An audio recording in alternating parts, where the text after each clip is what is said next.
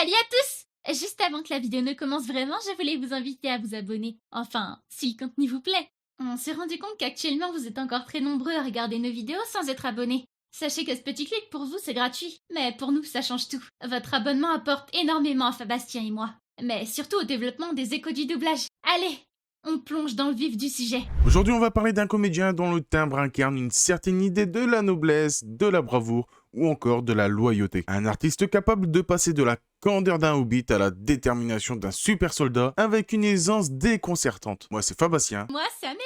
Et bienvenue dans les échos du doublage. Et cet éclair rouge là, c'est moi, en train de m'y rendre. Je me déplace à plus de 560 km/h. Et aujourd'hui, je prends mon temps. Je m'excuse, sincèrement. Golgra nous a dit que c'était le mot de passe. Laisse.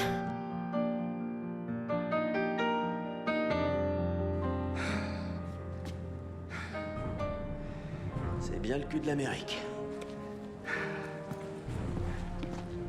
Alexandre Gillet est ce qu'on appelle un pur produit de l'exigence théâtrale. Mais contrairement à ce qu'on pourrait croire, il ne s'agit pas d'une vocation née d'un rêve d'enfant solitaire. Son entrée dans le monde de la comédie, il la doit avant tout à ses parents. Ce sont eux qui, sentant peut-être un potentiel ou simplement pour lui ouvrir des horizons artistiques, l'ont poussé à s'inscrire à ses premiers cours de théâtre. Et c'est là que la magie opère. Ce qui était au départ une impulsion familiale est devenu une véritable révélation personnelle.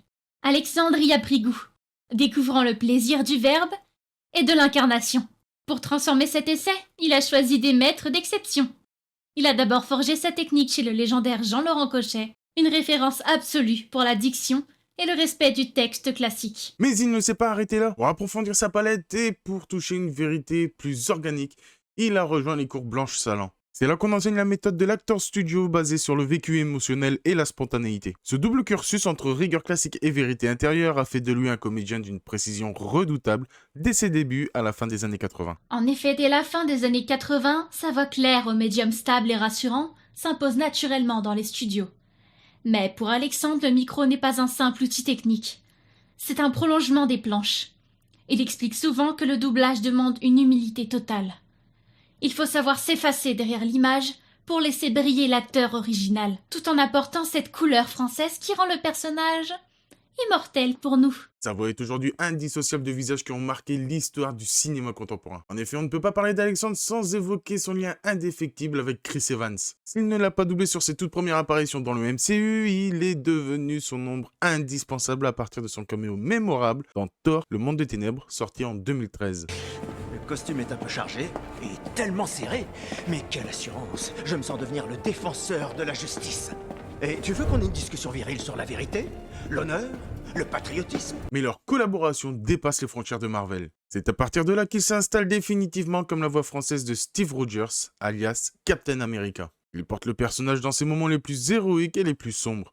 Du soldat de l'hiver à l'affrontement épique de Civil War jusqu'à l'apothéose émotionnelle d'Avengers Endgame.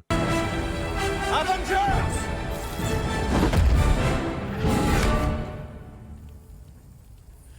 Rassemblement. On retrouve Alexandre sur Evans dans des productions variées comme The Grey Man. Oh, mais j'en suis certain.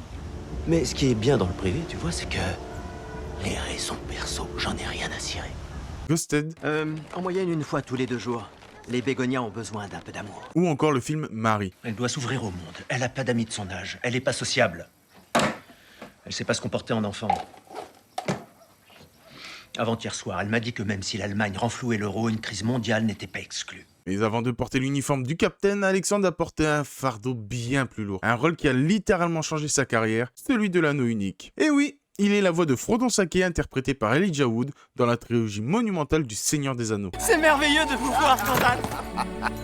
C'est une performance qui a marqué l'histoire de la VF au début des années 2000. Il fallait traduire la fatigue physique, la tentation psychologique et cette fragilité qui se transforme malgré elle en courage désespéré. À chaque souffle, on ressentait le poids de la terre du milieu. Et comment ne pas mentionner son travail exceptionnel sur Ryan Gosling?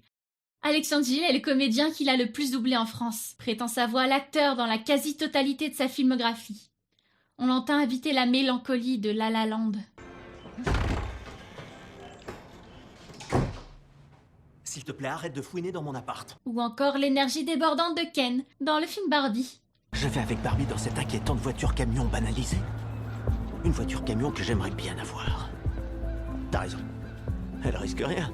C'est Mattel. Très récemment, on l'a retrouvé sur Gosling, dans le film de science-fiction Projet Dernière Chance. Il est super bien, je vous conseille d'aller le voir d'ailleurs. Où il incarne avec brio le personnage de Ryland Grace. Tu veux que moi, je retourne maintenant dans mon vaisseau? Ce qui est fascinant avec Alexandre, c'est aussi sa fidélité aux acteurs sur le long terme. Une compagnonnade de voix qui rassure le spectateur. Prenons l'exemple de Joshua Jackson. Alexandre le suit depuis 1998.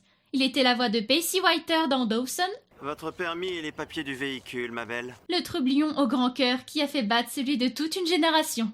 Puis on l'a retrouvé dans des rôles beaucoup plus denses et plus matures comme Peter Bishop dans Fringe, Mon CV n'est pas classique, mais peu importe. Dans ce pays, classique est synonyme d'inefficace. 100 de milliards claqués dans l'infrastructure et ça n'évite aucune panne d'électricité. Cole Lockhart dans The Affair, C'est moi qui te fais peur? Oui. C'est moi qui te fais peur? J'ai fait tout ce que tu m'as demandé, bordel! ou plus récemment dans la série glaçante Dr. Death, où il incarne le docteur Christopher Dunch. Madame Keller, c'est le grand jour, comment on se sent? J'ai faim. Si ça peut vous réconforter, moi non plus, j'ai pas encore mangé. Cette capacité à vieillir avec l'acteur a fait évoluer son terme de la jeunesse insouciante à la complexité de l'adulte et la marque des plus grands. Au cinéma, il sait se faire plus rugueux. On l'entend sur Ben Foster dans X-Men l'affrontement final, où il joue l'ange Warren Worthington 3. Pardon, je sais que le moment est mal choisi. J'ai entendu dire qu'il existait un refuge pour les mutants ici. Mais aussi dans The Punisher, sorti en 2004. On peut dire que sa capacité à coller à l'intensité brute de Ben Foster nous montre toutes ses qualités techniques. On peut aussi noter des incursions marquantes sur Mark Wahlberg. Dans le film Les Rois du désert, Agis comme un professionnel, bon sang, tu vois pas que tu les rends dingues? ou encore sur Alex Vincent dans la franchise Chucky. Je cherche Jake Wheeler, Vous êtes qui? un ami. À chaque fois, il apporte cette clarté de jeu qui permet de comprendre l'intention de l'acteur. De manière instantanée.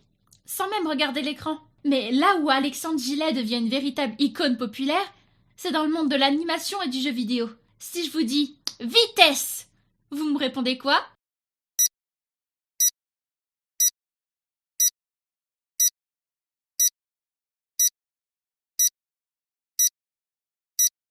Sonic!